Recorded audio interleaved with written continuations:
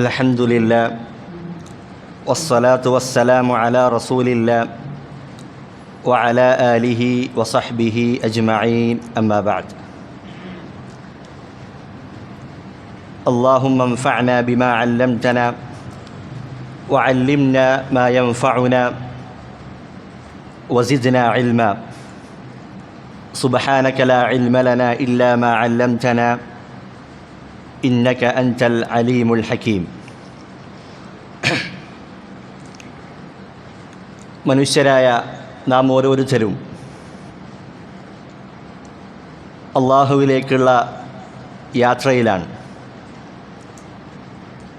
ഈ യാത്രയുടെ ദൈർഘ്യം എത്രയുണ്ടെന്ന് ഒരാൾക്കും അറിയുകയില്ല. ചിലർ പെട്ടെന്ന് നമ്മെ വിട്ടുപിരിയുന്നു, മറ്റു ചിലർ ദീർഘകാലം ഈ ദുനിയാവിൽ ജീവിക്കുകയും ചെയ്യുന്നു. ഇതെല്ലാം അല്ലാഹു സുബ്ഹാനഹു വ തആലയ്ക്ക് മാത്രം അറിയുന്ന കാര്യങ്ങളാണ്.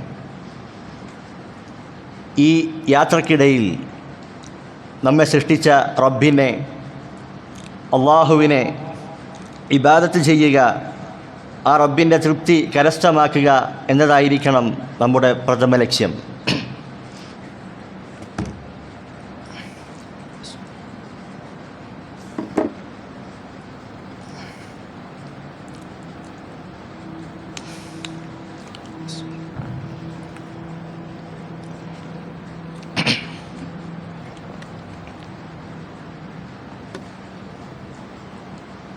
ആ റബ്ബിനെ ഇബാദത്ത് ചെയ്യുക, അതാണ് അല്ലാഹു സുബ്ഹാനഹു വ തആല നമ്മെ സൃഷ്ടിച്ചതിന് പിന്നിലുള്ള ഏറ്റവും വലിയ ലക്ഷ്യം. അല്ലാഹു സുബ്ഹാനഹു വ തആലയിലേക്ക് അടുക്കുവാൻ വ്യത്യസ്തങ്ങളായ ഇബാദത്തുകൾ അല്ലാഹു സുബ്ഹാനഹു വ തആല നമുക്ക് ശറഅാക്കി നൽകിയിട്ടുണ്ട്. അത്തരത്തിലുള്ള ഇബാദത്തുകൾക്ക് വ്യത്യസ്തങ്ങളായ പ്രതിഫലങ്ങൾ അല്ലാഹു സുബ്ഹാനഹു വ തആല വാഗ്ദാനം ചെയ്തിട്ടുണ്ട്. അതുകൊണ്ട് തന്നെ വ്യത്യസ്തങ്ങളായ ഇബാദത്തുകൾ, അതിന് ലഭിക്കുന്ന പ്രതിഫലങ്ങൾ എന്തൊക്കെയാണ്, അതിനുള്ള കാരണങ്ങൾ, അതിനുള്ള വഴികൾ, മാർഗങ്ങൾ എന്തൊക്കെയാണ് എന്ന് ഓരോരുത്തരും അന്വേഷിക്കേണ്ടതുണ്ട്. ദുനിയാവിൻ്റെ കാര്യമാണെങ്കിൽ, ദുനിയാവിലൊരു കച്ചവടം തുടങ്ങുന്ന ആൾ, അയാൾ തൻ്റെ കച്ചവടം ആരംഭിക്കുന്നതിന് മുൻപ് ആ കച്ചവടത്തിൻ്റെ ലാഭനഷ്ടങ്ങളെക്കുറിച്ച് അദ്ദേഹം പഠനം നടത്തും. ചെറിയ പണം മുടക്കി എത്ര വലിയ ലാഭങ്ങൾ നേടാമെന്നായിരിക്കും അദ്ദേഹത്തിൻ്റെ ചിന്ത. അതല്ലെങ്കിൽ കുറഞ്ഞ കാലം കൊണ്ട് കൂടുതൽ പണം എങ്ങനെ സമ്പാദിക്കാം എന്നൊക്കെ ദുനിയാവിൻ്റെ ആളുകൾ, കച്ചവടത്തിൻ്റെ ആളുകൾ അവർ അന്വേഷിക്കുകയും പഠിക്കുകയും ചെയ്യാറുണ്ട്. എന്നാൽ മുഅ്മിനീങ്ങളായ ആളുകൾ, അവർ അള്ളാഹുവിൻ്റെ അടുക്കൽ പ്രതിഫലങ്ങൾ ലഭിക്കുന്ന കർമ്മങ്ങൾ ഇരട്ടികളായി അള്ളാഹു ധാരാളം വാഗ്ദാനം ചെയ്തിട്ടുള്ള പ്രതിഫലങ്ങൾ വാഗ്ദാനം ചെയ്തിട്ടുള്ള ഇബാദത്തുകൾ ഏതൊക്കെയാണ്, അതിൻ്റെ മാർഗങ്ങൾ ഏതൊക്കെയാണ് എന്ന് ഓരോ മുഅ്മിനീങ്ങളും അതന്വേഷിക്കുകയും പഠിക്കുകയും ചെയ്യേണ്ടതുണ്ട്. നാം ഓരോരുത്തരും ഇപ്പോൾ പരലോകത്തേക്കുള്ള കച്ചവടത്തിലാണ്. അതിൻ്റെ ലാഭം കൊഴിയുന്നത് ഇൻഷാ അല്ലാഹ് നാളെ ആഖിറത്തിലായിരിക്കും. അതുകൊണ്ട് നാളെ പരലോകത്ത് നമുക്ക് ലാഭം കൊഴിയണമെങ്കിൽ, ഇരട്ടികളായി നമ്മുടെ നന്മയുടെ അക്കൗണ്ടുകളിൽ പ്രതിഫലങ്ങൾ രേഖപ്പെടുത്തണമെങ്കിൽ അതിൻ്റെ മാർഗങ്ങൾ, അതിൻ്റെ വഴികളൊക്കെ നാം പഠിക്കുകയും മനസ്സിലാക്കുകയും ചെയ്യേണ്ടതുണ്ട്. അല്ലാഹു സുബ്ഹാനഹു വ തആല വിശുദ്ധ ഖുർആനിൽ പറഞ്ഞതായി കാണാം, ഫസ്തബിഖുൽ ഖൈറാത്ത്, നിങ്ങൾ നന്മകളിലേക്ക് മുന്നിട്ട് വരിക. അതുപോലെ തന്നെ വസാരിഉ ഇലാ മഗ്ഫിറത്തിൻ മിർ റബ്ബിക്കും, നിങ്ങളുടെ റബ്ബിൻ്റെ അടുക്കലേക്കുള്ള മഗ്ഫിറത്തിലേക്ക് നിങ്ങൾ ധൃതിപ്പെടുക. റസൂലുള്ളാഹി സ്വല്ലല്ലാഹു അലൈഹി വസല്ലമ പറഞ്ഞു, ബാദിറു ഇലൽ അഅമാൽ, നിങ്ങൾ സൽക്കർമ്മങ്ങളിലേക്ക് നിങ്ങൾ മുന്നിട്ട് വരിക, ധൃതി കാണിക്കുക. മഹാനായ അബ്ദുറഹ്മാൻ ബിൻ നാസിർ അസ്സഅദി അദ്ദേഹം പറഞ്ഞതായി കാണാം, നന്മയിലേക്ക് മുന്നിട്ട് വരിക എന്ന് പറഞ്ഞാൽ കേവലം നന്മ ചെയ്യൽ മാത്രമല്ല, മറിച്ച് അതിലേക്ക് ധൃതി കാണിക്കുകയും അത് പൂർണ്ണമായ രൂപത്തിൽ അത് നിർവഹിക്കുകയും ചെയ്യലാണ്. എന്നിട്ട് അദ്ദേഹം പറഞ്ഞു, വമൻ സബഖ ഫിദ് ദുനിയ ഇലൽ ഖൈറാത്ത്, ഈ ദുനിയാവിൽ നന്മയിൽ നിന്നെക്കാൾ മുൻകടന്നവൻ, നന്മയിൽ മുന്നേറിയവൻ ഫഹുവ സാബിഖു ഫിൽ ആഖിറതി ഇലൽ ജന്നാത്ത്, നാളെ സ്വർഗത്തിലും അവൻ മുന്നിലായിരിക്കും. ഈ ദുനിയാവിൽ നന്മയിൽ മുന്നേറിയവർ നാളെ പരലോകത്തും അവർ ജന്നാത്തിൽ സ്വർഗത്തിൽ അവർ മുൻകടക്കുന്നതാണ് എന്ന് അദ്ദേഹം രേഖപ്പെടുത്തിയതായി കാണാം. അതുകൊണ്ട് ആഖിറത്തിലേക്കുള്ള യാത്ര തിരിച്ചവരാണ് നാം ഓരോരുത്തരും. അതിലേക്കുള്ള പാഥേയം നാം ഇവിടെ തന്നെ തയ്യാറാക്കി വെക്കേണ്ടതുണ്ട്. തൻ്റെ ഓരോരുത്തരും അവരവരുടെ പോരായ്മകൾ, കുറവുകൾ മനസ്സിലാക്കുക. ഇബാദത്ത് ചെയ്യുന്നതിലുള്ള നമ്മളുടെ മടിയും അലസതയും അലംഭാവവും ഇതൊക്കെ സ്വയം തിരിച്ചറിഞ്ഞുകൊണ്ട് ഒരു പരിവർത്തനത്തിന്, ഒരു മാറ്റത്തിന് നാം ഓരോരുത്തരും തുടക്കം കുറിക്കേണ്ടതുണ്ട്. അള്ളാഹു നമുക്ക് നൽകിയ അവസരമാണിത്. ഇനി മരണപ്പെട്ടതിന് ശേഷം ഇനിയൊരു തിരിച്ചു വരവില്ല. വിശുദ്ധ ഖുർആനിൽ അള്ളാഹു പറഞ്ഞതുപോലെ ചില ആളുകൾ അവരുടെ അവസ്ഥ എന്താണ്? ഹത്താ ഇദാ ജാഅ അഹദഹുമുൽ മൗത്ത്, അവരിലേക്ക് മരണം വന്നെത്തുമ്പോൾ അവൻ പറയുന്നത് റബ്ബിർജിഊൻ, അള്ളാഹുവേ എന്നെ നീ ജീവിതത്തിലേക്കൊന്ന് തിരിച്ചയക്കണമേ. എന്നിട്ട് അവൻ പറയുകയാണ് ലഅല്ലി അഅമലു സാലിഹൻ ഫീമാ തറക്ത്, ഞാൻ ഒഴിവാക്കിയിട്ടുള്ള, ഞാൻ ഉപേക്ഷിച്ചിട്ടുള്ള സൽക്കർമ്മങ്ങൾ അത് ഞാൻ ചെയ്തു കൊള്ളാം. അള്ളാഹു പറയുകയാണ് കല്ല, ഒരിക്കലുമില്ല. ഇനി ദുനിയാവിലേക്കൊരു മടക്കമില്ല. ഇന്നഹാ കലിമത്തുൻ ഹുവ ഖായിലുഹ, അതവനിങ്ങനെ പറയുന്ന വെറും ഒരു വാക്ക് മാത്രമാണ് എന്ന് അല്ലാഹു സുബ്ഹാനഹു വ തആല നമ്മെ പഠിപ്പിക്കുകയാണ്. അതുകൊണ്ട് തന്നെ മഹാന്മാരായ പണ്ഡിതന്മാർ അവർ ഈ വിഷയത്തിൻ്റെ ഗൗരവം ഉണർത്തുന്നതിന് വേണ്ടി പല കാര്യങ്ങളും അവർ പറഞ്ഞതായി കാണാം. ഇമാം ഇബ്നു റജബ് റഹിമഹുല്ലാ അദ്ദേഹം പറയുകയാണ് അൽ മൗത ഫീ ഖുബൂരിഹിം യതഹസ്സറൂന അലാ സിയാദത്തിൻ ഫീ അഅമാലിഹിം ബിതസ്ബീഹത്തിൻ വബിറക്അത്തിൻ, ഖബറുകളിൽ മറമാടപ്പെട്ടവർ, മരണപ്പെട്ടു പോയ ആളുകൾ അവർ ഖബറിൽ വെച്ച് ഖേദിക്കുകയാണ്, അവരവിടെ വെച്ച് ദുഃഖിക്കുകയാണ്, വിലപിക്കുകയാണ്. തങ്ങളുടെ സൽക്കർമ്മങ്ങളിൽ ഒരു തസ്ബീഹ് അധികമായി ഉണ്ടായിരുന്നെങ്കിൽ, ഒരു റക്അത്ത് നമസ്കാരം അതെൻ്റെ സൽക്കർമ്മങ്ങളിൽ അധികമായി ഉണ്ടായിരുന്നെങ്കിൽ എന്നവർ അവിടെ വെച്ച് വിലപിക്കുകയാണ്. പക്ഷേ എന്നിട്ട് അദ്ദേഹം പറയുകയാണ് വമിൻഹും മൻ യസ്അലു റജ്അത ഇല ദുനിയാ ലിദാലിക്, അവരിൽ ചില ആളുകൾ അതിനുവേണ്ടി ഈ ദുനിയാവിലേക്ക് തിരിച്ചു വരാൻ അള്ളാഹുവിനോട് ഇങ്ങനെ ചോദിച്ചു കൊണ്ടിരിക്കുകയാണ്. ഫലാ യഖ്ദിറൂന അലാ ദാലിക്, പക്ഷേ അവർക്കതിന് കഴിയുകയില്ല. ഖദ് ഹീല ബൈനഹും വബൈനൽ അമൽ, അവർക്കും അവരുടെ പ്രവർത്തനങ്ങൾക്കിടയിലും ഒരു മറയിട്ടിരിക്കുകയാണ്. അവർ ബർസഖിയായ ജീവിതത്തിലാണ്. ഇനി ഈ ദുനിയാവിലേക്ക് കടന്നു വരിക, തിരിച്ചു വരിക എന്നത് അതൊരിക്കലും സാധ്യമാകാത്ത കാര്യമാണ് എന്നവിടുന്ന് പണ്ഡിതന്മാർ രേഖപ്പെടുത്തുകയാണ്.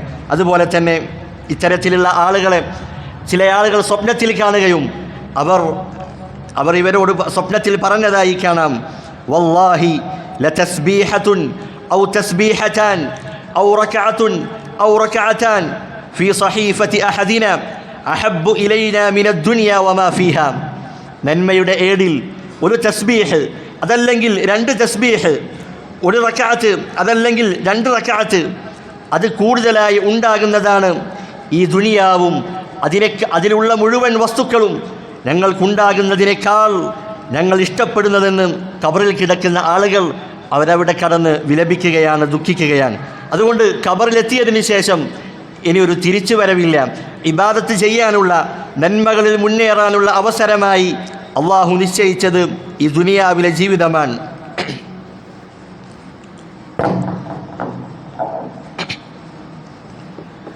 സലഫുകൾ പറഞ്ഞതായി കാണാം കുല്ലു യൗമിൻ യഈശു ഫീഹിൽ മുഅ്മിനു ഗനീമത്തുൻ, ഒരു മുഅ്മിനിന് ഈ ദുനിയാവിൽ ജീവിക്കാൻ അവൻ അള്ളാഹു നൽകുന്ന ഓരോ ദിവസങ്ങളും അതവനെ സംബന്ധിച്ചിടത്തോളം അതൊരു വലിയ നേട്ടമാണ്, അതൊരു വലിയ സമ്പാദ്യമാണ്. അതുകൊണ്ട് ഈ അള്ളാഹു നൽകിയ ഈ അവസരങ്ങൾ നാം ഓരോരുത്തരും അള്ളാഹുവിന് ഇഷ്ടപ്പെട്ട മാർഗത്തിൽ വിനിയോഗിക്കേണ്ടതുണ്ട്. മഹാനായ ഇബ്നുൽ ജൗസി റഹിമഹുല്ല പറഞ്ഞ അതിപ്രശസ്തമായ ഒരു വാചകമുണ്ട് തല്ലാഹി ലൗ ഖീല ലി അഹ്ലിൽ ഖുബൂരി തമന്നൗ, ഖബറിൽ മറമാടപ്പെട്ട ആളുകൾ അവരോട് നിങ്ങളൊന്ന് പറഞ്ഞുകൊള്ളുക, നിങ്ങൾ ഇഷ്ടമുള്ളത് ആഗ്രഹിച്ചുകൊള്ളൂ എന്നവരോട് പറയപ്പെട്ടാൽ ലതമന്നൗ യൗമൻ മിൻ റമളാൻ, റമളാനിലെ ഒരു ദിവസം ഞങ്ങൾക്ക് കിട്ടിയിരുന്നെങ്കിൽ എന്ന് ഖബറിൽ കിടക്കുന്നവർ ആശിച്ചു പോകും, അവർ ആഗ്രഹിച്ചു പോകുമെന്നാണ്. അത്രയും നന്മകൾ ചെയ്യുവാൻ മരണത്തിന് ശേഷം ഖേദിക്കുന്ന ഒരു അവസ്ഥ നമുക്കാർക്കും ഉണ്ടാകാൻ പാടില്ല. മഹാനായ ഇമാം മഹാനായ സഹാബി ഇബ്നു മസ്ഊദ് റളിയല്ലാഹു അൻഹു അദ്ദേഹം പറഞ്ഞതായി കാണാം, മാ നദിംതു അലാ ഷൈഇൻ, ഞാൻ ഒരു കാര്യത്തിലും ഖേദിച്ചിട്ടില്ല. നദമി അലാ യൗമിൻ ഗറബത് ശംസുഹു നഖസ ഫീഹി അജലി വലം യസ്ദദ് ഫീഹി അമലി. അദ്ദേഹം പറയുകയാണ്, ഞാൻ ഒരു കാര്യത്തിലും ഇങ്ങനെ ഖേദിച്ചിട്ടില്ല. ഏത് വിഷയത്തിലൊഴികെ ഒരു ദിവസം അത് എന്നിൽ നിന്ന് സൂര്യൻ അസ്തമിച്ചു പോവുകയാണ്. ആ ദിവസം അസ്തമിക്കുന്നതോടുകൂടി എൻ്റെ ആയുസ്സിൽ നിന്ന് ഒരു ദിവസം കുറയുകയാണ്. അതോടൊപ്പം എനിക്ക് അമലുകൾ, പ്രത്യേകിച്ച് എൻ്റെ അമലുകളൊന്നും വർദ്ധിച്ചിട്ടുമില്ല. അങ്ങനെ ഒരു ദിവസം കഴിഞ്ഞു പോകുന്നതിനേക്കാൾ എനിക്ക് സങ്കടമുള്ള മറ്റൊന്നുമില്ല എന്ന് ഇബ്നു മസ്ഊദ് റളിയല്ലാഹു അൻഹു അദ്ദേഹം രേഖപ്പെടുത്തിയതായി കാണാം. സഹാബികൾ അവർ ഇബാദത്തിൻ്റെ കാര്യത്തിൽ അങ്ങേയറ്റം പരിശ്രമിക്കുന്നവരായിരുന്നു. എന്നിട്ടും അവർ ഖേദിച്ച കാര്യമെന്താണ്? ഇബാദത്തിൽ നിന്നും അവരുടെ ആയുസ്സിൽ നിന്നും ഒരു ദിവസം കുറഞ്ഞു പോവുകയും പ്രത്യേകിച്ച് അമലുകളൊന്നും വർദ്ധിക്കാതിരിക്കുകയും ചെയ്യുക എന്ന കാര്യം അവർ അങ്ങേയറ്റം ഖേദത്തോടു കൂടിയാണ് അത് പറഞ്ഞിരുന്നത്. മഹാനായ ഹസനുൽ ബസ്രി റഹിമഹുല്ല അദ്ദേഹം പറയുകയാണ്, മാ മിൻ യൗമിൻ യൻശഖു ഫജ്റുഹു ഇല്ലാ വയുനാദി. എല്ലാ ദിവസവും നേരം പുലരുമ്പോൾ, പ്രഭാതം പൊട്ടിവിടരുമ്പോൾ ആ പ്രഭാതം നിന്നോട് വിളിച്ചു പറയുന്നുണ്ട്, യബ്ന ആദം, അല്ലയോ മനുഷ്യ, അന ഖൽഖുൻ ജദീദ്, ഞാൻ അള്ളാഹുവിൻ്റെ പുതിയ സൃഷ്ടിയാണ്. വഅലാ അമലിക ഷഹീദ്, നീ പ്രവർത്തിക്കുന്ന നിൻ്റെ പ്രവർത്തനങ്ങൾക്ക് ഞാൻ സാക്ഷിയാണ്. അള്ളാഹുവിൻ്റെ മുമ്പിൽ ഞാൻ നാളെ സാക്ഷി പറയും. ഫതസവ്വദ് മിന്നി, അതുകൊണ്ട് നീ എന്നെ ഉപയോഗപ്പെടുത്തിക്കൊള്ളുക. ഫഇന്നി ഇദാ മളൈതു ലാ അഊദു ഇലാ യൗമിൽ ഖിയാമ, ഞാൻ ഇന്ന് തീർന്നു പോയാൽ, ഇന്നത്തെ ദിവസം കഴിഞ്ഞാൽ ഇനി ഖിയാമത്ത് നാൾ വരെ ഞാൻ ഒരിക്കലും നിന്നിലേക്ക് മടങ്ങി വരികയില്ല എന്ന് ഓരോ പ്രഭാതവും മനുഷ്യരോട് വിളിച്ചു പറയുന്നുണ്ട് എന്ന് ഇമാം ഹസനുൽ ബസ്രി റഹിമഹുല്ല രേഖപ്പെടുത്തിയതായി കാണാം. അതുകൊണ്ട് നമ്മിൽ നിന്ന് കഴിഞ്ഞു പോകുന്ന ഓരോ നിമിഷങ്ങളും അത് നമുക്കിനി തിരിച്ചു ലഭിക്കുകയില്ല എന്ന ബോധ്യം നമ്മിൽ ഉണ്ടാകേണ്ടതുണ്ട്. അങ്ങനെ ഇബാദത്തിൽ, സൽക്കർമ്മങ്ങളിൽ ധാരാളമായി മുഴുകുവാനും അള്ളാഹുവിൻ്റെ തൃപ്തി കരസ്ഥമാക്കുവാനുമാണ് നാം ശ്രദ്ധിക്കേണ്ടത്. ധാരാളം തെറ്റുകൾ, കുറ്റങ്ങൾ ചെയ്തുപോയി എന്ന നിരാശ ആർക്കും വേണ്ടതില്ല. തെറ്റുകൾ ചെയ്തവർക്ക് അവർക്ക് തൗബയുടെ വാതിലുകൾ അള്ളാഹു സുബ്ഹാനഹു വ തആല തുറന്നിട്ടിരിക്കുകയാണ്. മഹാനായ ഫുദൈൽ ഇബ്നു ഇയാദ് റഹിമഹുല്ല അദ്ദേഹം ഒരു വ്യക്തിയെ കാണുകയാണ്. അദ്ദേഹത്തോട് ചോദിച്ചു, നിങ്ങൾക്ക് എത്ര വയസ്സായി, എത്ര പ്രായമായി? അദ്ദേഹം പറയുകയാണ്, എനിക്ക് 60 വയസ്സായിട്ടുണ്ട്. ഈ സമയത്ത് അദ്ദേഹം പറഞ്ഞു, ഫഅൻത മുൻദു 60 സനതൻ തസീറു ഇലാ റബ്ബിക്, താങ്കൾ 60 കൊല്ലമായി അള്ളാഹുവിലേക്കുള്ള യാത്രയിലാണ്. തൂശികു അൻ തബ്ലുഗ്, ആ യാത്ര അതിൻ്റെ ലക്ഷ്യത്തിലേക്ക് എത്താറായിട്ടുണ്ട്. അഥവാ മുഹമ്മദ് നബി സല്ലല്ലാഹു അലൈഹി വസല്ലമയുടെ ഉമ്മത്തിൻ്റെ ശരാശരി പ്രായം എന്ന് പറയുന്നത് 60-നും 70-നും ഇടയിലാണ്. അതുകൊണ്ട് താങ്കൾ ആ ലക്ഷ്യത്തിലേക്ക് എത്താറായിട്ടുണ്ട്. ഈ സമയത്ത് ആ വ്യക്തി പറയുകയാണ്, ഇന്നാ ലില്ലാഹി വ ഇന്നാ ഇലൈഹി റാജിഊൻ. ഈ സമയത്ത് ഫുദൈൽ ഇബ്നു ഇയാദ് അദ്ദേഹം ചോദിക്കുകയാണ്, അതഅരിഫു തഫ്സീറഹു, താങ്കൾ ഇപ്പോൾ പറഞ്ഞിട്ടുള്ള ആ വാചകമുണ്ടല്ലോ, അതിൻ്റെ വിശദീകരണം, അതിൻ്റെ അർത്ഥം താങ്കൾക്കറിയാമോ? അദ്ദേഹം പറഞ്ഞു, ഫസ്സിർഹു ലനാ യാ അബാ അലി, അതിൻ്റെ അർത്ഥം താങ്കളൊന്ന് വിശദീകരിച്ചു തരൂ. അങ്ങനെ അദ്ദേഹം വിശദീകരിച്ചു കൊടുക്കുകയാണ്, അന ലില്ലാഹി അബ്ദുൻ വ ഇലൈഹി റാജിഉൻ, ഞാൻ അള്ളാഹുവിൻ്റെ അടിമയാണ്, ഞാൻ അവനിലേക്ക് തിരിച്ചു പോകേണ്ടവനാണ്. എന്നിട്ട് അദ്ദേഹം പറയുകയാണ്, ഫമൻ അലിമ അന്നഹു ലില്ലാഹി അബ്ദുൻ വ അന്നഹു ഇലൈഹി റാജിഉൻ, അള്ളാഹുവിൻ്റെ അടിമയാണ്, അവനിലേക്ക് തിരിച്ചു മടങ്ങേണ്ടവനാണ് എന്ന് മനസ്സിലാക്കിയ, എന്ന് ബോധ്യമുള്ള ഒരാൾ, ഫൽയഅലം അന്നഹു മൗഖൂഫുൻ, അവൻ അള്ളാഹുവിൻ്റെ മുൻപിൽ നിർത്തപ്പെടുന്നവനാണ്, അള്ളാഹുവിൻ്റെ മുമ്പിൽ നിൽക്കേണ്ടവനാണ് എന്നവൻ അറിഞ്ഞുകൊള്ളട്ടെ. വമൻ അലിമ അന്നഹു മൗഖൂഫുൻ, അള്ളാഹുവിൻ്റെ മുമ്പിൽ ചോദ്യങ്ങൾക്ക് വേണ്ടി നിൽക്കപ്പെടും എന്നൊരാൾ മനസ്സിലാക്കിയാൽ, ഫൽയഅലം അന്നഹു മസ്ഊലുൻ, അവൻ അള്ളാഹുവിൻ്റെ ചോദ്യങ്ങൾ, അള്ളാഹു അവനോട് ചോദ്യങ്ങൾ ചോദിക്കും, അവൻ ചോദ്യങ്ങൾ ഏറ്റുവാങ്ങേണ്ടവനാണ് എന്നവൻ മനസ്സിലാക്കിക്കൊള്ളട്ടെ. വമൻ അലിമ അന്നഹു മസ്ഊലുൻ, ചോദ്യങ്ങൾ, അള്ളാഹു അവനോട് ചോദ്യങ്ങൾ ചോദിക്കും, ചോദ്യങ്ങൾ ചോദിക്കപ്പെടും എന്നവൻ മനസ്സിലാക്കിയാൽ, ഫൽയുഇദ്ദ ലിസ്സുആലി ജവാബ, ആ ചോദ്യങ്ങൾക്കുള്ള ഉത്തരം അവൻ തയ്യാറാക്കിക്കൊള്ളട്ടെ എന്ന് മഹാനായ ഫുദൈൽ ഇബ്നു ഇയാദ് അദ്ദേഹത്തിന് മറുപടി കൊടുക്കുകയാണ്.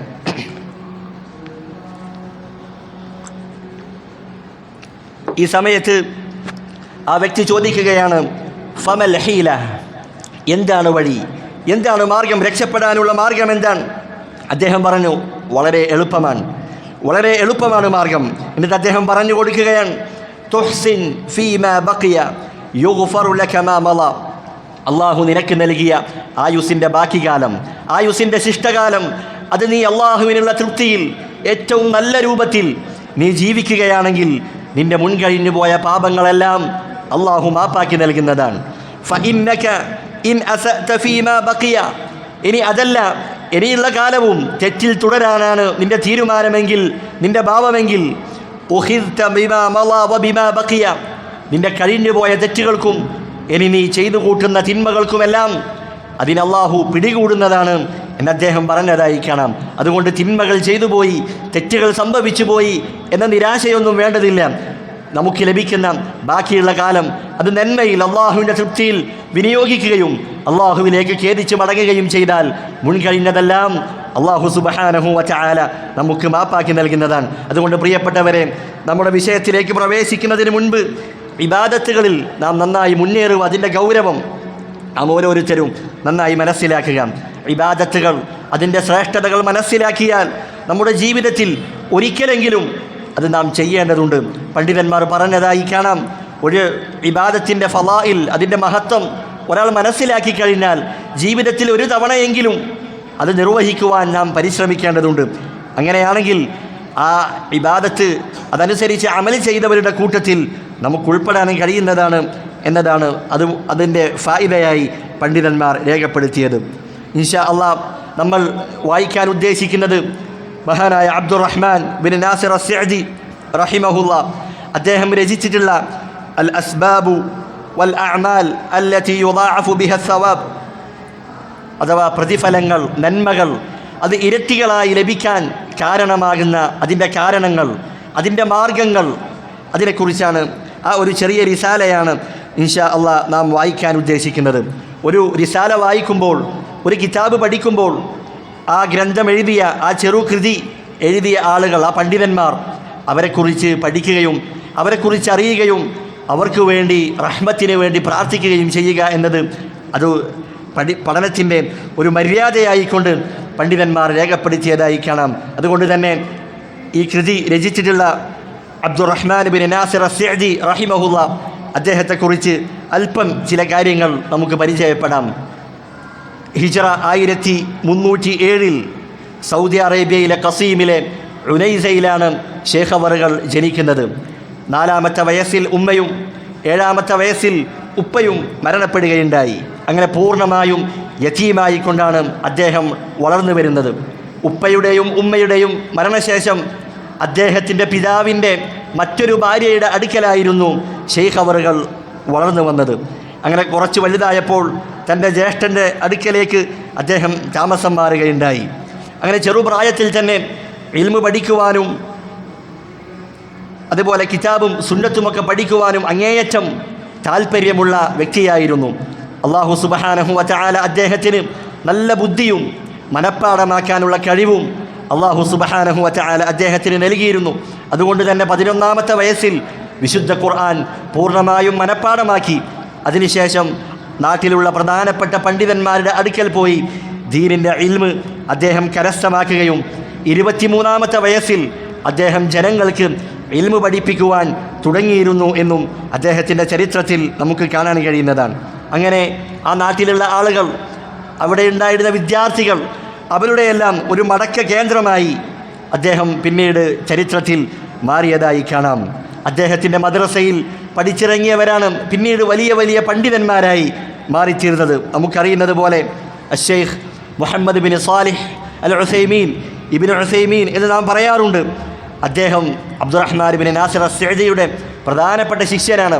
ഷെയ്ഖ് അവറുകൾ മരിച്ചതിന് ശേഷം ഉനൈസയിലെ പള്ളിയിൽ ആ ഷെയ്ഖിൻ്റെ കസാരയിലിരുന്ന് ദർസെടുക്കാൻ അദ്ദേഹം നിയോഗിച്ചത് Sheikh Muhammad bin Salih al Uthaymeen റഹിമഹുള്ളയാണ്. അതുപോലെ Abdullah bin Abdul Aziz ibn Aqeel, Sheikh Abdullah al Bassam റഹിമഹുമുള്ള, ഇവരൊക്കെ അബ്ദുറഹ്മാൻ ബിൻ നാസിർ അസ്സഅദി റഹിമഹുള്ളയുടെ പ്രധാനപ്പെട്ട ശിഷ്യന്മാരായിരുന്നു. അദ്ദേഹം ഈ ഉമ്മത്തിന് വേണ്ടി ധാരാളം ഖിദ്മത്തുകൾ, സേവനങ്ങൾ ചെയ്ത വലിയ പണ്ഡിതനാണ്. എത്രയോ ഗ്രന്ഥങ്ങൾ, കൃതികൾ അദ്ദേഹം രചിച്ചിട്ടുണ്ട്. വിശുദ്ധ ഖുർആനിൻ്റെ പരിഭാഷ, അതിൻ്റെ സംക്ഷിപ്തമായ പരിഭാഷ അദ്ദേഹം എഴുതിയിട്ടുണ്ട്. അതുപോലെ ഫിഖ്ഹിലും ഉസൂലുൽ ഫിഖ്ഹിലും അതുപോലെ തൗഹീദിലും അതുപോലെ ചരിത്രത്തിലും സീറയിലുമെല്ലാം അദ്ദേഹത്തിന് ധാരാളം കൃതികൾ അദ്ദേഹം എഴുതിയിട്ടുണ്ട്, രചിച്ചിട്ടുണ്ട് എന്ന് നമുക്ക് കാണാൻ കഴിയുന്നതാണ്. അങ്ങനെ ഇൽമിൻ്റെ പഠനവും ദീനിൻ്റെ പ്രവർത്തനവും പ്രബോധനവുമായി കഴിച്ചു കൂട്ടിയ അദ്ദേഹത്തിൻ്റെ ജീവിതം ഹിജ്റ 1376 അതിന് അന്ത്യം കുറിക്കുകയുണ്ടായി. അദ്ദേഹം മരണപ്പെടുമ്പോൾ 69 വയസ്സായിരുന്നു അദ്ദേഹത്തിന് പ്രായം. അല്ലാഹു സുബ്ഹാനഹു വ തആല അദ്ദേഹത്തിൻ്റെ പാപങ്ങൾ പൊറുക്കുകയും അല്ലാഹു അദ്ദേഹത്തിന് റഹ്മത്ത് ചെയ്യുകയും ചെയ്യുമാറാകട്ടെ. നാം ഒന്ന് ആലോചിച്ച് നോക്കുക, സൗദി അറേബ്യയുടെ ഒരു ഗ്രാമപ്രദേശത്ത് ജനിക്കുകയും പിന്നീട് ഇൽമ് പഠിച്ച് വലിയ പണ്ഡിതനായി തീരുകയും ചെയ്ത ആ ഷെയ്ഖിനെക്കുറിച്ച്, അദ്ദേഹം രചിച്ച കിതാബുകളെക്കുറിച്ച് നാം ഇപ്പോഴും പഠിക്കുകയാണ്. ആ കിതാബുകൾ ഇന്നും ലോകത്തിൻ്റെ പല ഭാഗങ്ങളിൽ, മദ്രസകളിൽ, പള്ളികളിൽ, യൂണിവേഴ്സിറ്റികളിൽ പോലും അദ്ദേഹത്തിൻ്റെ കിതാബുകൾ ഇന്ന് പഠിപ്പിച്ചുകൊണ്ടിരിക്കുകയാണ്. അദ്ദേഹത്തിൻ്റെ ഇഖ്ലാസും അദ്ദേഹത്തിൻ്റെ സിദ്ഖും അതൊക്കെയാണ് ഇത് അറിയിക്കുന്നത്. അതുകൊണ്ട് നാം ഈ ദുനിയാവിൽ ചെയ്തു കൂട്ടിയ നന്മകൾ, ദീനിനു വേണ്ടി ചെയ്ത നന്മകൾ, അതുമാത്രമാണ് നമുക്ക് ബാക്കിയാവുക. അതിനാൽ ഇൽമു പഠിക്കുക, ഇൽമുമായി എപ്പോഴും നിരന്തരമായ ബന്ധമുണ്ടാവുക, ഇൽമിൻ്റെ ആളുകൾ അവരുമായി സഹവസിക്കുക, ഈ ദീനിന് വേണ്ടി നമ്മെക്കൊണ്ട് കഴിയുന്ന രൂപത്തിൽ അതിന് സേവനം ചെയ്യുക എന്നതൊക്കെ നാം ഓരോരുത്തരും അങ്ങേയറ്റം ശ്രദ്ധിക്കുകയും ഗൗരവത്തിലെടുക്കുകയും ചെയ്യേണ്ട വിഷയമാണ്.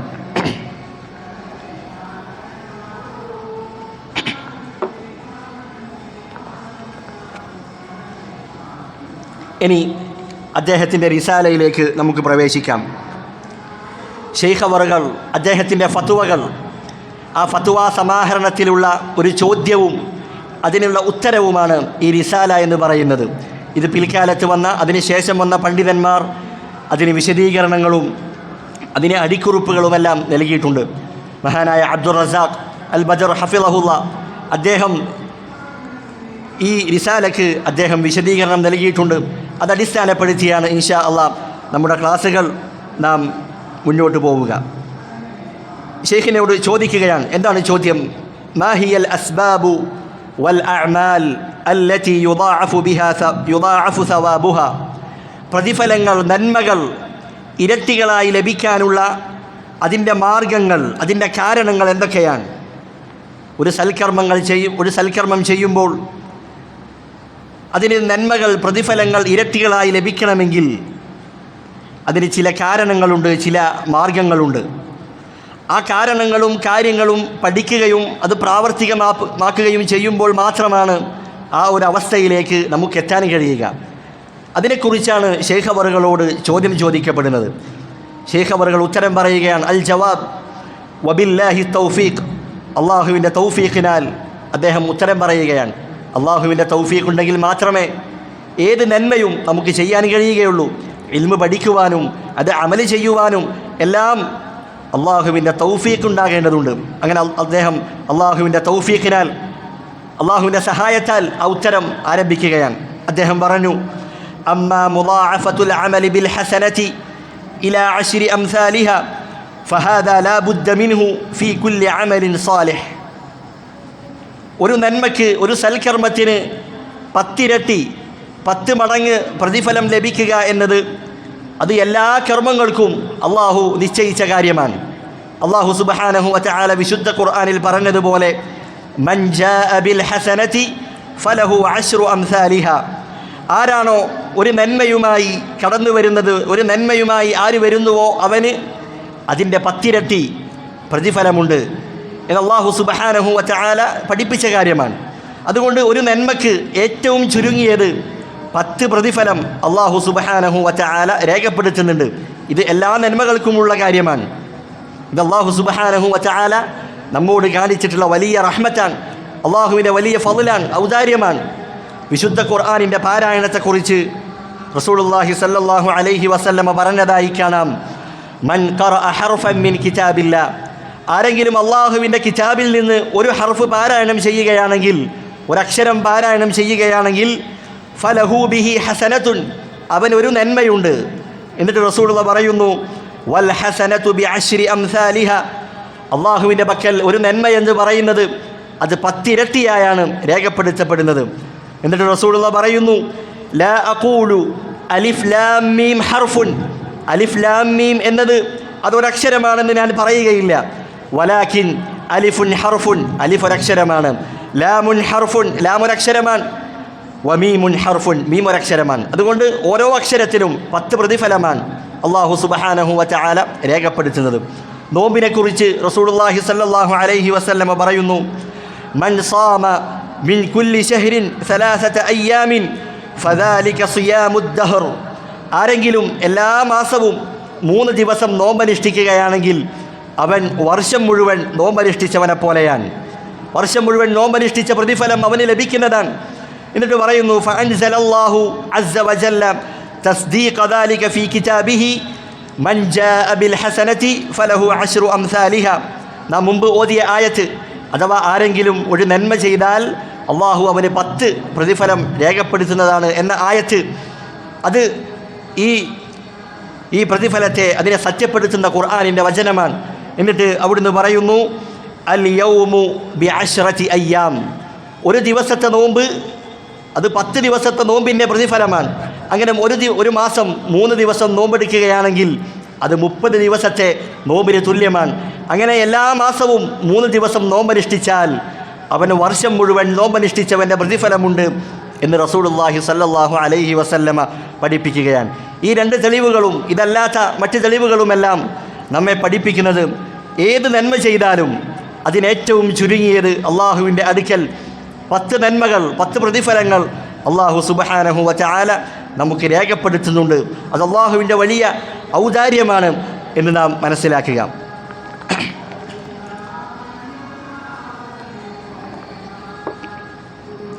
എന്നിട്ട് ശൈഖ് റഹിമഹുല്ലാ അദ്ദേഹം പറയുകയാണ്, വ അമ്മൽ മുദാഅഫതു ബിസിയാദതി അൻ ദാലിക് വഹിയ മുറാദു സാഇൽ ഫലഹ അസ്ബാബ്.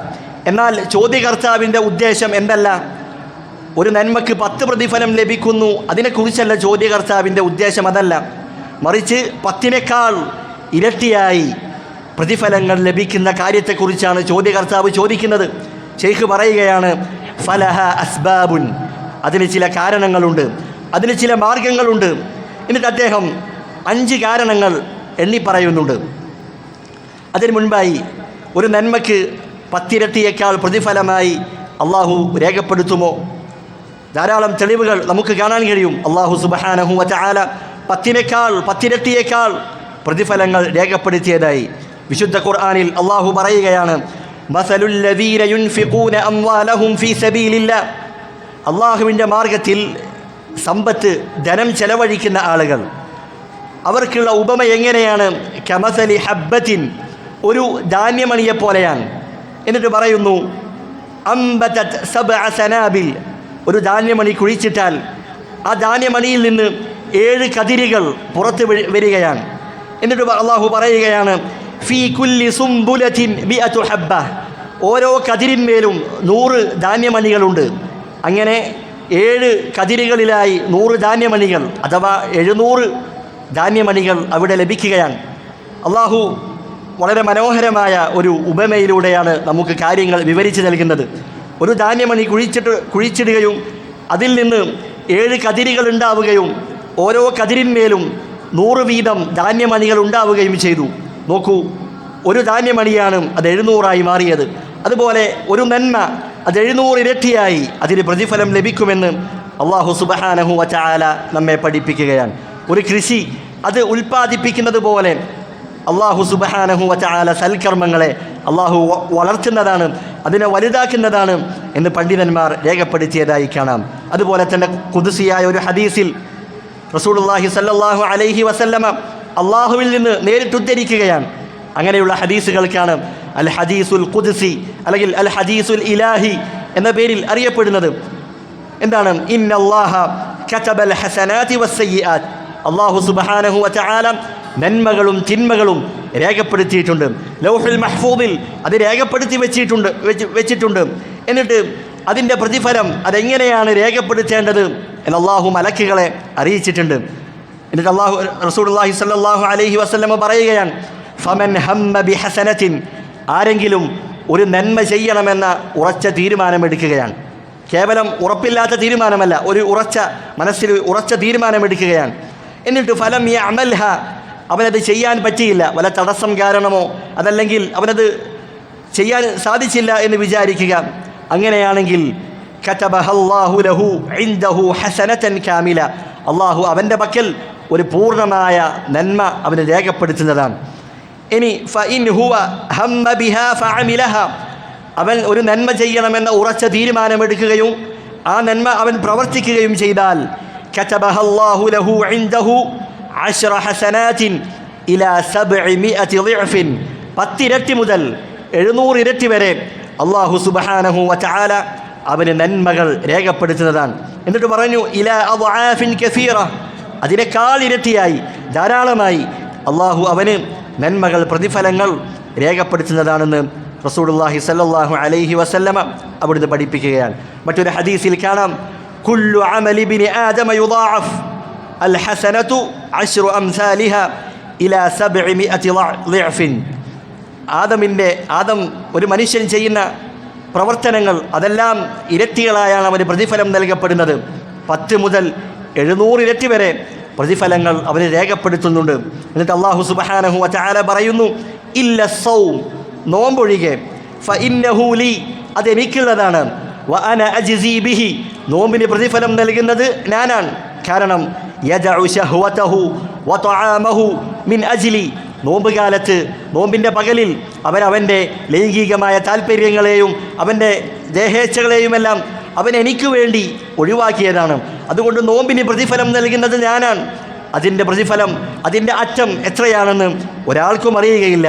അള്ളാഹു കണക്കില്ലാതെ പ്രതിഫലം നൽകുമെന്ന് റസൂലുള്ളാഹി സ്വല്ലല്ലാഹു അലൈഹി വസല്ലമ പഠിപ്പിക്കുകയാണ്. അതുകൊണ്ട് 10 ഇരട്ടി, അതിനേക്കാൾ ഇരട്ടികളായി പ്രതിഫലങ്ങൾ ലഭിക്കപ്പെടും എന്നൊക്കെ ഹദീസുകളിൽ നിന്ന് നമുക്ക് മനസ്സിലാക്കാൻ കഴിയുന്നതാണ്.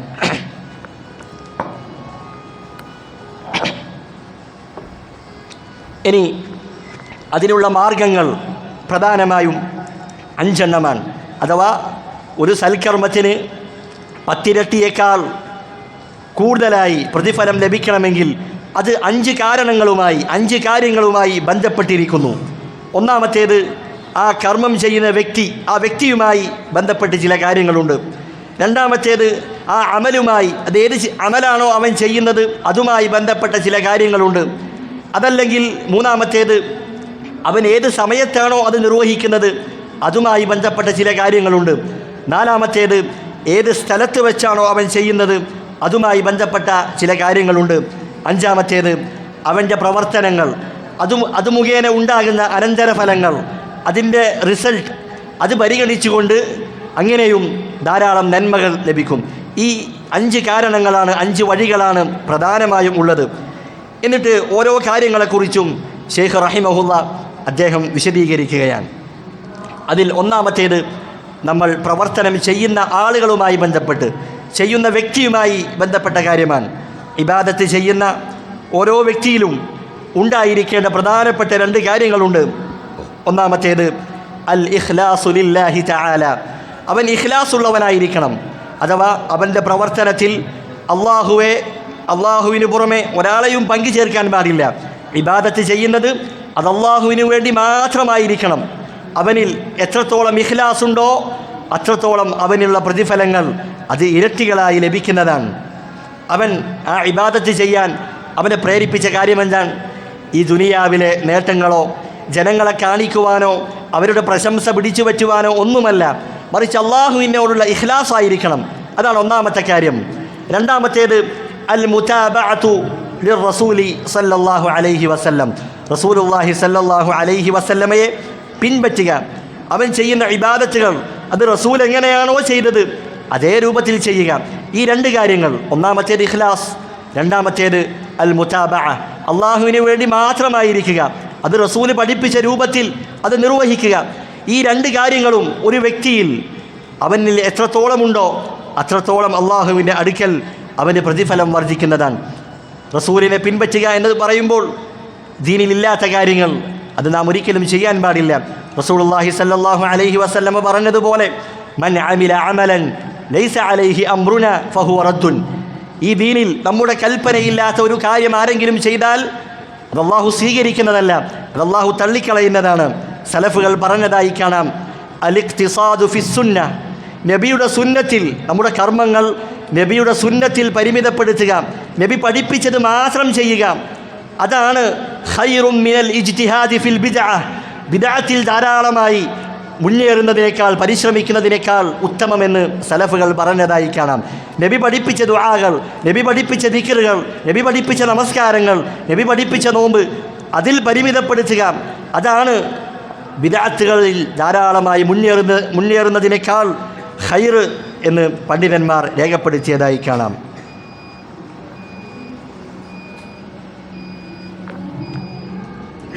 അല്ലാഹു അക്ബർ, അല്ലാഹു അക്ബർ, അല്ലാഹു അക്ബർ, അല്ലാഹു അക്ബർ. അശ്ഹദു അൻ ലാ ഇലാഹ ഇല്ലല്ലാഹ്, അശ്ഹദു അൻ ലാ ഇലാഹ ഇല്ലല്ലാഹ്,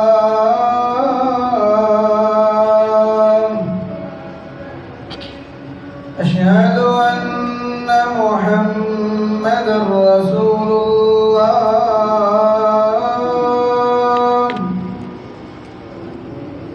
അശ്ഹദു അന്ന മുഹമ്മദർ റസൂലുള്ളാഹ്.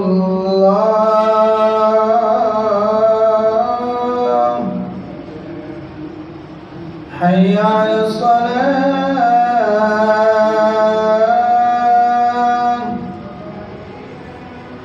ഹയ്യ അലസ്സലാം,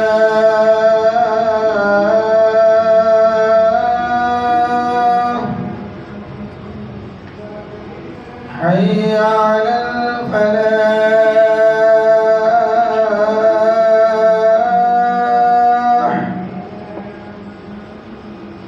ഹയ്യ അലൽ ഫലാഹ്.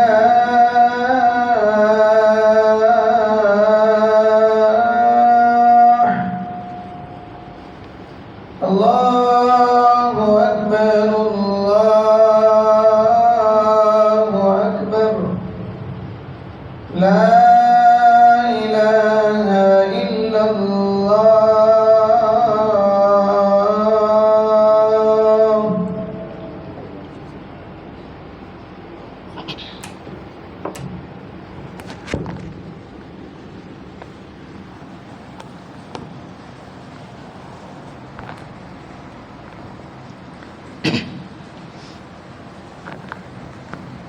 നാം സൂചിപ്പിച്ച രണ്ട് കാര്യങ്ങൾ, അൽ ഇഖ്ലാസു ലില്ലാഹ്, അൽ മുതാബഅതു ലിർറസൂൽ സല്ലല്ലാഹു അലൈഹി വസല്ലം. നാം ചെയ്യുന്ന ഇബാദത്തുകൾ അത് അള്ളാഹുവിന് വേണ്ടി മാത്രമാക്കുക. രണ്ടാമത്തേത്, അത് അള്ളാഹുവിൻ്റെ റസൂൽ എങ്ങനെയാണോ പഠിപ്പിച്ചത് ആ പഠിപ്പിച്ച രൂപത്തിൽ അത് നിർവഹിക്കുക. ഇവ രണ്ടും ഇബാദത്തുകൾ സ്വീകരിക്കപ്പെടാനുള്ള നിബന്ധനകളാണ്. വിശുദ്ധ ഖുർആനിലെ സൂറത്തുൽ കഹ്ഫിലെ അവസാനത്തെ വചനത്തിൽ അള്ളാഹു പറയുന്നു, ഫമൻ കാന യർജു ലിഖാഅ റബ്ബിഹി, ആരെങ്കിലും തൻ്റെ റബ്ബിനെ കണ്ടുമുട്ടണമെന്ന് ആഗ്രഹിക്കുന്നുവെങ്കിൽ ഫൽയഅമൽ അമലൻ സാലിഹ, അവൻ സാലിഹായ സൽക്കർമ്മങ്ങൾ ചെയ്തു കൊള്ളട്ടെ. എങ്ങനെയാണ് സൽക്കർമ്മങ്ങൾ ചെയ്യുക? റസൂലുള്ളാഹി സ്വല്ലല്ലാഹു അലൈഹി വസല്ലമയെ പിൻപറ്റിക്കൊണ്ടാണ്. എന്നിട്ട് പറയുന്നു, വലാ യുശ്രിക് ബിഇബാദത്തി റബ്ബിഹി അഹദ, അവൻ തൻ്റെ റബ്ബിനുള്ള ഇബാദത്തിൽ ഒരാളെയും പങ്കു ചേർക്കാതിരിക്കട്ടെ, അഥവാ ഇഖ്ലാസോടുകൂടി അവൻ ചെയ്തു കൊള്ളട്ടെ എന്നാണ്. ഈ രണ്ട് നിബന്ധനകൾ വിശുദ്ധ ഖുർആനിൻ്റെ മറ്റ് ആയത്തുകളിലും നമുക്ക് കാണാൻ കഴിയുന്നതാണ്. എന്നിട്ട് ശൈഖ് അവറുകൾ അതിനൊരു തെളിവായി ഒരായത്തോതുകയാണ്, ഇന്നമാ യതഖബ്ബലുല്ലാഹു മിനൽ മുത്തഖീൻ, തഖ്വയുള്ളവരിൽ നിന്നാണ് അല്ലാഹു സുബ്ഹാനഹു വതആല കർമ്മങ്ങൾ സ്വീകരിക്കുകയുള്ളൂ. ഒരു അമലിൽ തഖ്വ വേണമെന്ന് പറയുമ്പോൾ അതിൻ്റെ ഉദ്ദേശം എന്താണ്? അൽ മുത്തഖീന അല്ലാഹ ഫീ അമലിഹിം ബിതഹ്ഖീഖിൽ ഇഖ്ലാസ് വൽ മുതാബഅ, ഇഖ്ലാസും അതേപോലെ മുതാബഅത്തും, ഈ രണ്ട് കാര്യങ്ങൾ അവ രണ്ടും നാം പൂർത്തീകരിക്കുക. അപ്പോഴാണ് നമ്മുടെ ഒരു അമലിൽ, ഒരു കർമ്മത്തിൽ നാം തഖ്വയുള്ളവരായി എന്ന് പറയുക സാധ്യമാവുകയുള്ളൂ. അങ്ങനെയുള്ള അമലുകളാണ് അല്ലാഹു സുബ്ഹാനഹു വ തആല സ്വീകരിക്കുക. ജനങ്ങൾ ഈ വിഷയത്തിൽ 4 തരക്കാരാണ്. അഥവാ ഇഖ്ലാസിൻ്റെയും മുതാബഅത്തിൻ്റെയും വിഷയത്തിൽ ജനങ്ങൾ 4 വിഭാഗമാണ്. ഒന്നാമത്തെ വിഭാഗം ആളുകളാരാണ്? അഹ്ലുൽ ഇഖ്ലാസി വൽ മുതാബഅ. അവരുടെ ഇബാദത്തിൽ ഇഖ്ലാസുണ്ട്, അവർ മുതാബഅത്തുണ്ട്, റസൂലിനെ പിൻപറ്റിക്കൊണ്ടാണ് ചെയ്യുന്നവർ. അങ്ങനെയുള്ള ആളുകൾ അവരുടെ ഇബാദത്തുകൾ മാത്രമേ അള്ളാഹു സ്വീകരിക്കുകയുള്ളൂ. ഇതാണ് ഒന്നാമത്തെ വിഭാഗം. രണ്ടാമത്തെ വിഭാഗം ആളുകൾ ആരാണ്? ഇഖ്ലാസുൻ ബിലാ മുതാബഅ. അവർക്ക് ഇഖ്ലാസുണ്ട്, പക്ഷേ നബിയെ പിൻപറ്റുന്നില്ല. നബി പഠിപ്പിക്കാത്ത, നബി ദീനാക്കാത്ത, ശറആക്കാത്ത പല കാര്യങ്ങളുമാണ് അവർ ചെയ്യുന്നത്. അത്തരത്തിലുള്ള ബിദ്അത്തുകളാണ്. അത് ഒരിക്കലും അള്ളാഹു അത് സ്വീകരിക്കുകയില്ല. മൂന്നാമത്തെ വിഭാഗം ആളുകൾ ആരാണ്? അവർ മുതാബഅത്തുൻ ബിലാ ഇഖ്ലാസ്. നബിയെ പിൻപറ്റുന്നുണ്ട്, നബി പറഞ്ഞതുപോലെയാണ് ചെയ്യുന്നത്, പക്ഷേ അവർക്ക് ഇഖ്ലാസ് നഷ്ടപ്പെട്ടു പോയി. അവരെക്കുറിച്ചാണ് അള്ളാഹു പറഞ്ഞതായി കാണാം, അന അഗ്ന ശുറകാഇ അനി ശിർക്ക്. എന്നിൽ പങ്കു ചേർക്കുന്ന ആളുകൾ, അവരുടെ ശിർക്കിൽ നിന്നും ഞാൻ ധന്യനാണ്. അവർ പങ്കു ചേർത്ത പ്രവർത്തനങ്ങൾ അതെനിക്ക് ആവശ്യമില്ല. മൻ അമില അമലൻ അശ്റക ഫീഹി മഇ ഗൈരി.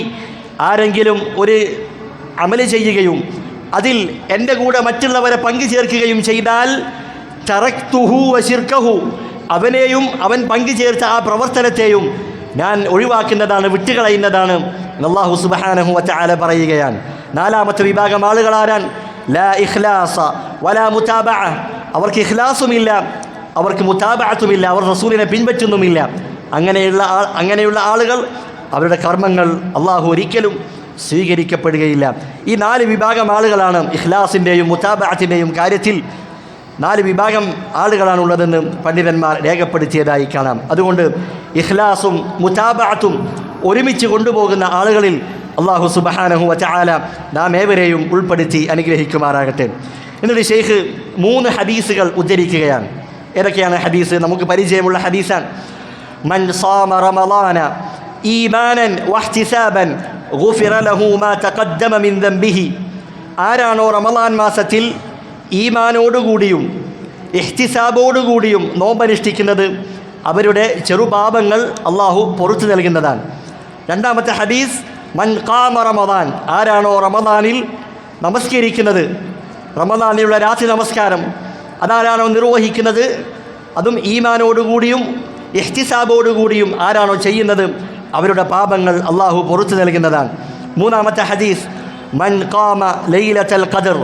ആരാണോ ലൈലത്തുൽ ഖദറിൻ്റെ രാത്രിയിൽ നമസ്കരിക്കുന്നത്, എങ്ങനെ? ഈമാനൻ വഹ്തിസാബൻ. ഈമാനോടുകൂടിയും ഇഹ്തിസാബോടുകൂടിയും ആരാണോ നമസ്കരിക്കുന്നത്, അവരുടെ പാപങ്ങൾ അള്ളാഹു പുറത്തു നൽകുന്നതാണ്.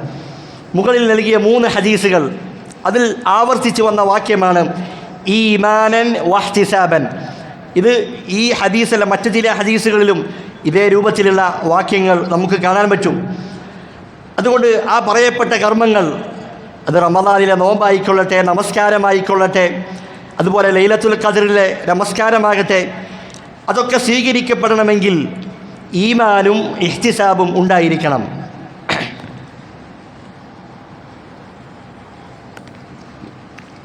എന്താണ് ഈമാൻ എന്ന് പറഞ്ഞാൽ? വിശ്വാസത്തോടുകൂടി, അഥവാ അള്ളാഹുവിലും അവൻ്റെ റസൂലിലുമുള്ള വിശ്വാസത്തോടുകൂടി, ഈ നോമ്പ് അള്ളാഹു എനിക്ക് ഫറളാക്കിയതാണ് എന്ന വിശ്വാസത്തോടു കൂടിയായിരിക്കണം അവനത് ചെയ്യേണ്ടത്. അതുപോലെ വഹ്തിസാബൻ, പ്രതിഫലേച്ഛയോടുകൂടി അള്ളാഹുവിൻ്റെ അടുക്കൽ നിന്നുള്ള പ്രതിഫലം ആഗ്രഹിച്ചുകൊണ്ടായിരിക്കണം അവൻ ചെയ്യേണ്ടത്. അപ്പോൾ ഒരു പ്രവർത്തനം അതെപ്പോഴാണ് അള്ളാഹു സൽക്കർമ്മമായി സ്വീകരിക്കുന്നത്? ആ പ്രവർത്തനം ചെയ്ത വ്യക്തി ഈമാനുള്ളവനായിരിക്കണം, അപ്പോഴാണ് അള്ളാഹു അത് സ്വീകരിക്കുന്നത്. രണ്ടാമത്തേത്, ആ പ്രവർത്തനം ചെയ്യുവാനുള്ള അവൻ്റെ ലക്ഷ്യം എന്താണ്? ആ പ്രവർത്തനത്തിന് പിന്നിലുള്ള അവൻ്റെ ലക്ഷ്യം എന്താണ്? അത് അള്ളാഹുവിൻ്റെ പ്രതിഫലം മാത്രമായിരിക്കണം. അതുകൊണ്ടാണ് ഈ 2 കാര്യങ്ങളും ധാരാളം ഹദീസുകളിൽ ആവർത്തിച്ച് വന്നതായി കാണാം. ഈമാനൻ വഹ്തിസാബ. ഈമാനോടുകൂടിയും അതുപോലെ പ്രതിഫലേച്ഛയോടുകൂടിയുമാണ് ആ പ്രവർത്തനങ്ങൾ ചെയ്യുന്നതെങ്കിൽ അള്ളാഹു അവന് പറയപ്പെട്ട പ്രതിഫലങ്ങൾ നൽകുന്നതാണ്. ആ ഈമാനും അതുപോലെ പ്രതിഫലേച്ഛയും അതിൻ്റെയൊക്കെ അടിസ്ഥാനം എവിടെയാണ്? നമ്മുടെ ഹൃദയത്തിലാണ്. അതുകൊണ്ട് നമ്മുടെ ഹൃദയത്തിൽ എത്ര കണ്ട് ഈമാനുണ്ടോ, എത്ര കണ്ട് അത് സിദ്ഖുണ്ടോ, ഇഖ്ലാസുണ്ടോ, അതുപോലെ എത്ര കണ്ട് നാം പ്രതിഫലം ആഗ്രഹിക്കുന്നുവോ, അതിനനുസരിച്ച് നമ്മുടെ പ്രതിഫലങ്ങൾ ഇരട്ടികളായി അല്ലാഹു സുബ്ഹാനഹു വ തആല നമുക്ക് നൽകുന്നതാണ്. എന്നിട്ട് ശൈഖ് റഹിമഹുല്ല ഒരു പ്രധാനപ്പെട്ട ഒരു അടിസ്ഥാന തത്വം നമ്മെ പഠിപ്പിക്കുകയാണ്. എന്താണ്? വൽ ഖലീലു മിനൽ അമൽ മഅൽ ഇഖ്ലാസിൽ കാമിൽ യർജഹു ബിൽ കസീരി അല്ലദി ലം യസിൽ ഇലാ മർതബതിഹി ഫീ ഖുവ്വത്തിൽ ഇഖ്ലാസ്. നാം പരിപൂർണമായ ഇഖ്ലാസോടുകൂടി ചെയ്യുന്ന കുറച്ച് ഇബാദത്തുകൾ, ആ ഇബാദത്തുകളാണ് ആ പദവിയിലേക്ക് എത്താത്ത ധാരാളം ഇബാദത്തുകൾ നിർവഹിക്കുന്നതിനേക്കാൾ ശ്രേഷ്ഠമായത്. അഥവാ നാം ചെയ്യുന്ന ഇബാദത്തുകൾ അതിൽ ഇഖ്ലാസ് പരിപൂർണമായത്, അതാണ് ഏറ്റവും മികച്ചു നിൽക്കുന്നത്, അതാണ് മറ്റ് ഇബാദത്തുകളെക്കാൾ ഏറ്റവും മികച്ചു നിൽക്കുന്നത് എന്ന് അദ്ദേഹം നമ്മെ പരിചയപ്പെടുത്തുകയാണ്. നാം ബാഹ്യമായി ചെയ്യുന്ന പല കർമ്മങ്ങളുമുണ്ട്. അതിൻ്റെ പ്രതിഫലം അള്ളാഹുവിൻ്റെ അടുക്കൽ അതിലുള്ള ഏറ്റവ്യത്യാസം വരാനുള്ള കാരണം എന്താണ്? നമ്മുടെ ഹൃദയത്തിലുള്ള ഈമാൻ, നമ്മുടെ ഹൃദയത്തിലുള്ള ഇഖ്ലാസ്, നമ്മുടെ ഹൃദയത്തിലുള്ള സിദ്ഖ്, അതിലുള്ള ഏറ്റവ്യത്യാസം അനുസരിച്ചാണ് അള്ളാഹു നമുക്ക് നൽകുന്നതിനുള്ള പ്രതിഫലത്തിലും ഏറ്റവ്യത്യാസം വരുന്നത്. നാം എല്ലാവരും മഗ്രിബ് നമസ്കരിച്ചു. ഇമാമിൻ്റെ പിറകിൽ എല്ലാവരും 3 റക്അത്താണ് നമസ്കരിച്ചത്. റുക്കൂഉം സുജൂദും എല്ലാം ഒരുപോലെയാണ് ചെയ്തത്. പക്ഷേ റസൂലുള്ളാഹി സ്വല്ലല്ലാഹു അലൈഹി വസല്ലമ പറഞ്ഞില്ലേ, ഇന്നർ റജുല ലയൻസരിഫു, ഒരു വ്യക്തി നമസ്കാരത്തിൽ നിന്ന് അവന് വിരമിക്കുകയാണ്. വമാ കുതിബ ലഹു ഇല്ലാ ഉശ്റു സ്വലാത്തിഹി, അവനിക്ക് പ്രതിഫലം രേഖപ്പെടുത്തപ്പെടുന്നത് ആ നമസ്കാരത്തിൻ്റെ 10-1 മാത്രമാണ്. തുസ്ഉഹ, 9-1 രേഖപ്പെടുത്തപ്പെടുന്നവരുണ്ട്. അതേപോലെ സുമുനുഹ, 8-1 ലഭിക്കുന്നവരുണ്ട്. അതേപോലെ സുബുഉഹ, 7-1 പ്രതിഫലം ലഭിക്കുന്നവരുണ്ട്. സുദുസുഹ, ഖുമുസുഹ, റുബുഉഹ, അതുപോലെ 3-1, 4-1 നിസ്കാരത്തിൻ്റെ പകുതി പ്രതിഫലം ലഭിക്കുന്നവരുണ്ട്. ഇതെങ്ങനെയാണ്? ഒരേ സഫിൽ നിൽക്കുന്ന, ഒരേ പ്രവർത്തനം ചെയ്ത ആളുകൾ, ഒരേ ദിക്റും ഒരേ ദുആവും ചെയ്ത ആളുകൾക്ക് എങ്ങനെയാണ് വ്യത്യസ്തമായ പ്രതിഫലങ്ങൾ രേഖപ്പെടുത്തപ്പെട്ടത്? അതവരുടെ ഹൃദയത്തിലുള്ള ഇഖ്ലാസിൻ്റെയും ആ നമസ്കാരത്തിലുള്ള ഖുശൂഇൻ്റെയും അതുപോലെ മുതാബഅത്തുർ റസൂൽ, ആ നമസ്കാരത്തിൽ അവർ റസൂലിനെ എത്ര കണ്ട് പിൻപറ്റിയോ, റസൂലിൻ്റെ സുന്നത്തുമായി അവരെത്ര കണ്ട് അടുത്തുവോ, അതിനനുസരിച്ചാണ് അവർക്കുള്ള നമസ്കാരത്തിൻ്റെ പ്രതിഫലങ്ങൾ രേഖപ്പെടുത്തപ്പെടുന്നത്. അതുകൊണ്ട് നാം ചെയ്യുന്ന ബാഹ്യമായ പ്രവർത്തനങ്ങൾ, അതിൽ അള്ളാഹുവിൻ്റെ അടുക്കൽ ആ പ്രതിഫലത്തിലുള്ള ഏറ്റവ്യത്യാസം അത് വരാനുള്ള കാരണം അത് നമ്മുടെ ഹൃദയത്തിലുള്ള നമ്മുടെ ഈമാനും ഇഖ്ലാസും അതേപോലെ സിദ്ഖുമൊക്കെയാണ് എന്ന് നാം മനസ്സിലാക്കുക. അതുകൊണ്ട് നമ്മുടെ ഇഖ്ലാസ് അത് ഏറ്റവും പരിപൂർണമാക്കുക. ആ ഇഖ്ലാസിനെ ബാധിക്കുന്ന രോഗങ്ങൾ അതിൽ നിന്ന് നാം മാറി നിൽക്കുക. റിയാ ഉണ്ട്, ശിർക്കുണ്ട്, ആ ഇഖ്ലാസിനെ തകർത്ത് കളയുന്ന കാര്യങ്ങളുണ്ട്, ആ ഇഖ്ലാസിനെ തകർത്ത് കളയുന്ന കാര്യങ്ങളുണ്ട്. അതിൽ നിന്നൊക്കെ മാറി നിൽക്കുകയും നമ്മുടെ ഇഖ്ലാസ് എപ്പോഴും അത് പരിപൂർണമാക്കാൻ പരിശ്രമിക്കുകയും ചെയ്യുക. അല്ലാഹു സുബ്ഹാനഹു വ തആല അതിനുള്ള തൗഫീഖ് നൽകി അനുഗ്രഹിക്കുമാറാകട്ടെ. ബാക്കിയുള്ള കാര്യങ്ങൾ ഇൻഷാ അല്ലാഹ് വരുന്ന ക്ലാസ്സുകളിൽ നമുക്ക് വിശദീകരിക്കാം. സുബ്ഹാനക അല്ലാഹുമ്മ വബിഹംദിക അഷ്ഹദു അൻ ലാ ഇലാഹ ഇല്ലാ അൻത അസ്തഗ്ഫിറുക വഅതൂബു ഇലൈക്.